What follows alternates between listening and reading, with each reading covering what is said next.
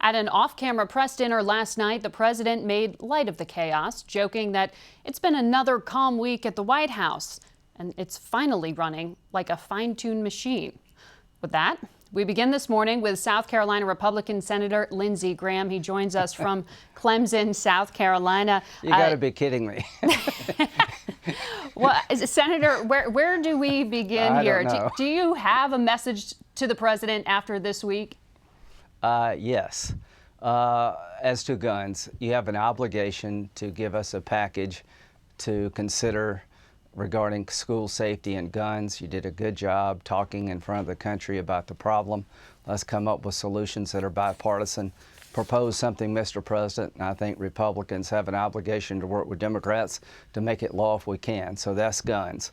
On trade, you correctly identified the problem of China dumping steel throughout the world to destroy the American steel industry. Your solution is let China off the hook. It's only going to hurt American consumers and our allies. Please reconsider your solution. Well, sir, on the issue of personnel confusion and some policy confusion that you referred to there. Can't help you on the personnel front. Well, do you still have faith in Chief of Staff John Kelly? And now there are rumors once again about the fate of the National Security Advisor, H.R. McMaster. Are you confident in him? I'm very confident in H.R. McMaster. I think he's learned as much about the war on terror from fighting it than anybody that I know. I think he's really smart on North Korea and Iran. I hope the president will keep him around, but it's up to the president. He can fire anybody he likes, but I have a lot of confidence in General McMaster.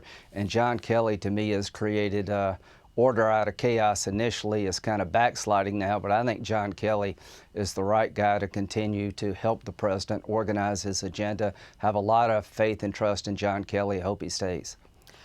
You just came back from the Middle East. Given the concerns about Jared Kushner's security clearance level being downgraded, do you still think that he can possibly lead this Middle East peace policy push without a full security clearance? The last thing on my mind right now is the peace process. We're about to have a war between Israel and Hezbollah in southern Lebanon. Iran is winning and we are losing, so I went to Israel and Jordan.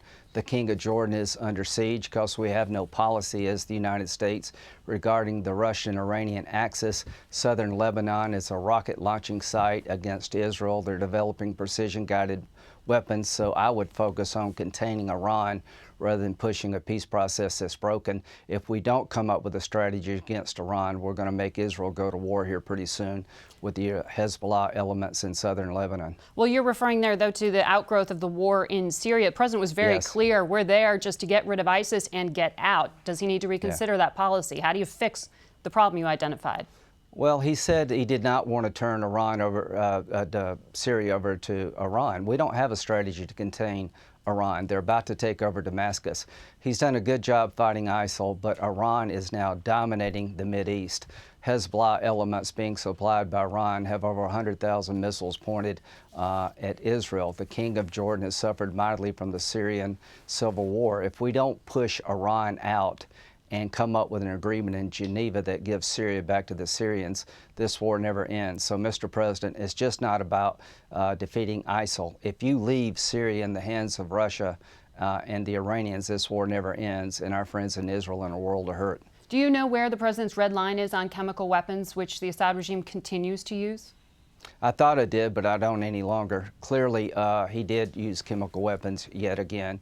What I would like to see is a no-fly zone inside of Syria where people could go back to Syria from the surrounding neighborhood, and we would train Syrian democratic forces to take Assad on and tell the Russians and the Iranians, if you bomb these people, you do so at your own peril, and try to level out the chaos in Syria. Go to Geneva to get a peace agreement. You'll never get an agreement in Geneva as long as Assad's winning on the battlefield.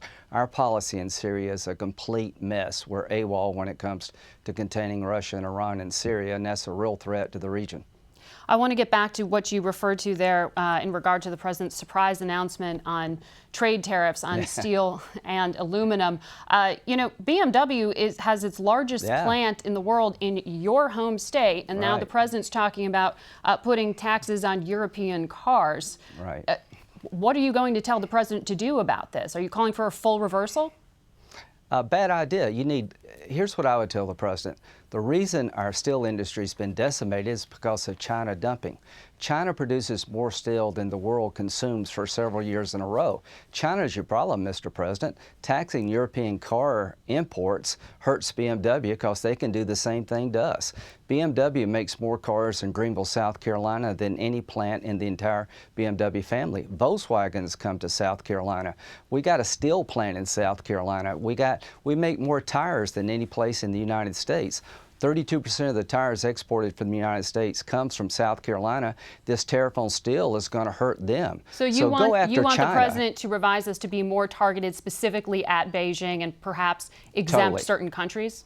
You're letting China off the hook. China wins when we fight with Europe. China wins when the American consumer has higher prices because of tariffs that don't affect Chinese behavior. If you want to affect China, get back in the Trans-Pacific Partnership. Be present in Asia. Hit them on intellectual property theft. Hit them on currency manipulation. Hit them about steel dumping. China is winning and we're losing with this tariff regime. You're letting China off the hook. You're punishing the American consumer and our allies. You're making a huge mistake here. Go after China, not the rest of the world. On the issue of gun policy, you seem to think there was something possible to get done. I understand you're introducing a bill this week regarding so-called red flag policies that would allow authorities to seize guns before people commit violence. What kind of prospects do you see for this? Really good prospects. The president did a good job talking about we should be able to do something to stop shootings like this. We tell our citizens, if you see something, say something. Well, everybody saw something and everybody said something, but the government did nothing. So under this bill, you could go to a federal judge, law enforcement people could, family members could, and petition for a restraining order when you got to make the case, give due process. This person's about to blow up here. They're becoming mentally unstable. Create a system that would intervene. This guy was visited by the cops 30 times. People called the FBI. Nobody did a damn thing. So this bill would allow judges to take guns away from a guy like this before it's too late. I hope the president will get behind this because it worked in Indiana, and that's where we're modeling our law off the Indiana law. Very quickly, sir, do you have any idea if Republican leadership will take this to the floor? And it's a controversial issue in election year. If we don't, we're going to get hurt because most Americans believe we should solve problems that Americans are facing, like gun violence and school safety problems. If we don't take this up and if Democrats don't work with us, we'll all suffer, and we should. All right. Senator Lindsey Graham, thank you for joining us this morning from South Carolina.